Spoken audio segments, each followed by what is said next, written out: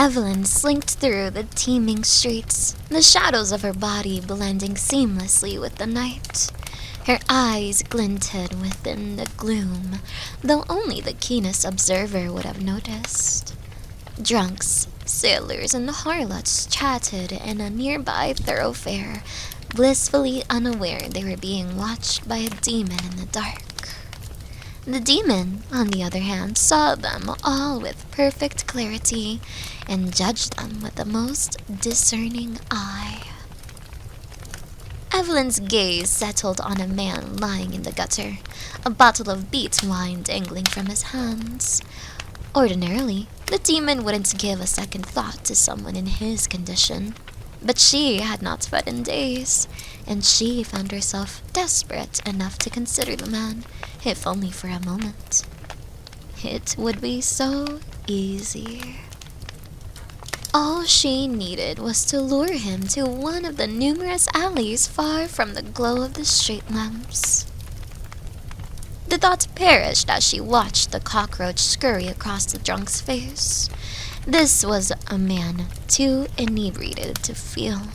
His arousal would be vague and muted, with none of the urgent attraction she loved to see in her victims before she brought them low. She might even flay an entire arm before he mustered a scream. And that was the problem. Over the course of countless feedings, Evelynn had learned everything about her palate. She preferred, needed her victims to feel every prick, every bite, every bit of flesh she peeled away with her claws. A man in this condition would be dull and unfulfilling, scarcely worth her time. She dismissed the drunk and continued down the muddy promenade, past the windows of a dank, candlelit tavern. A fat, belching woman threw open its doors and stumbled out into the night, grasping a half-eaten turkey leg. For a moment, Evelynn considered the woman, how she might woo her into an embrace, and then into the unspeakable hell that would follow. The demon watched as the woman wolfed down the rest of the meat, never tasting it. There was something deep inside her, a melancholy that would taint the experience. Evelynn preferred inflicting the pain herself.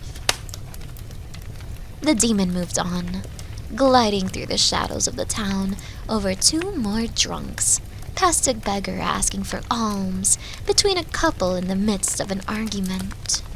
Evelynn found them all completely unappealing. Hurting them would be like plucking a flower that had already wilted. She preferred her daisies tall and healthy, for those were the most satisfying to cut down.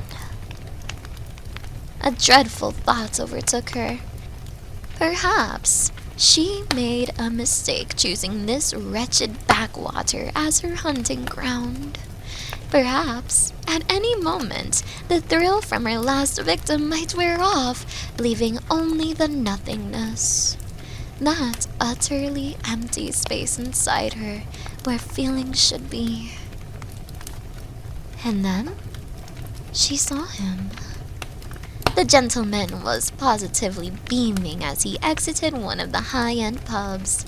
He was dapper without being flashy, and he hummed a jaunty tune to himself as he set off down the street with a bouquet of flowers tucked gingerly in the fold of his arm. The two lashers on Evelynn's back writhed with excitement. Even from a distance, she sensed this man was completely content in his own skin. She dashed after the gentleman, taking great care not to lose track of her prey or to alert him to her presence. He walked for nearly half an hour before finally turning up a long walkway toward a modestly sized, cut stone manor. At the end of the path, the man stepped through the heavy oak door to his home. Evelynn held her unblinking gaze on the windows of the man's house as they lit one by one with the warm candlelight. A slender, austere woman in a high-neck evening gown entered and greeted the man with a welcoming embrace. She feigned a slight surprise at the flowers he had brought, placing them in a clean vase right next to an old bouquet. The demon's interest grew. A moment later, two children, scarcely out of diapers, ran into the room and threw their arms around the man's legs, their wide grins sparkling with tiny teeth. Though the scene played like the epitome of domestic bliss, Evelynn knew what she would find if she probed just a little deeper. She waited patiently, watching the candles go out one by one until only the parlor remained lit.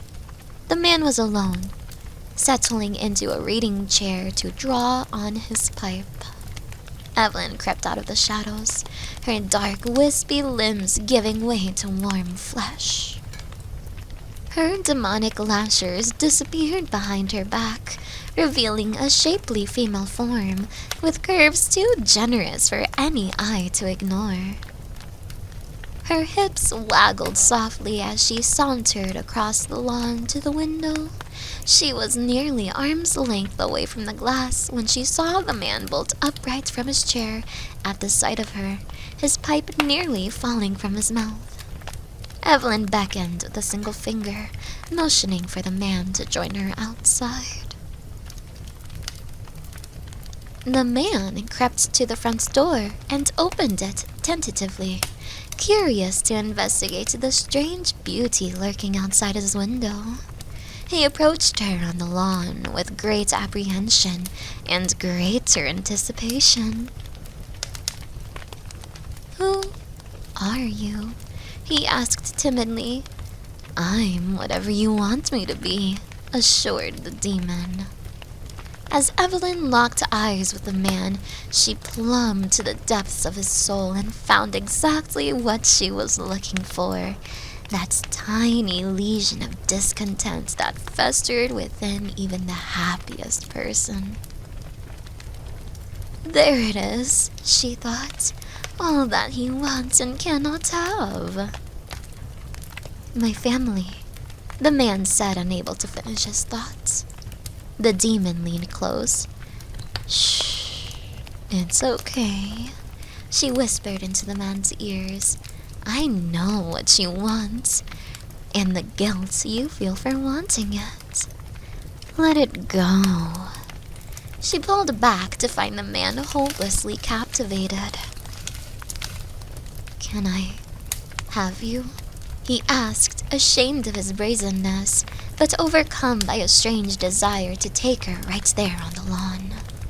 "Of course, honey. That's why I'm here," said the demon. He touched her face with the tips of his fingers, caressing her cheek. She held his hand firmly to her skin and released a soft, sultry chuckle. This sweet, tender, happy man would be hers tonight. He had so much pain to give, and she would take it all. From behind them, the shuffling of slippered feet sounded from the open doorway of the house. "Is everything okay, love?" asked the man's wife.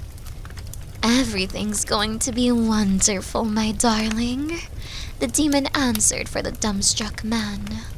The deal had become even sweeter, and the prospect more enticing. There was one daisy in full flower to pluck, and one bulb to bloom while it watched.